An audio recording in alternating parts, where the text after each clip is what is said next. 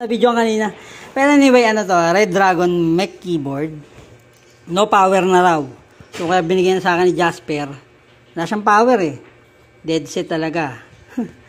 So, inalug-alug ko, minaririnig ako sa loob. Eh, tanggal pala yung contact ng type C sa loob, kaya hindi nagpa-power. So ngayon, siyempre, na-contact na siya. Busy kanina, kaya hindi na-contact.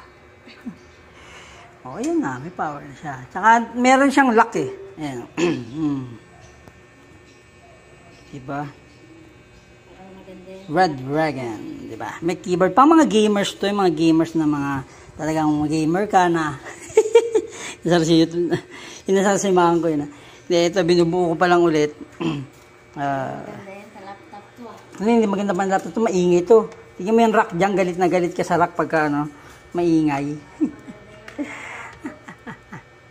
Ayan mga bossing, saan tayo? ASD, kasi kalas-kalas yung keyboard.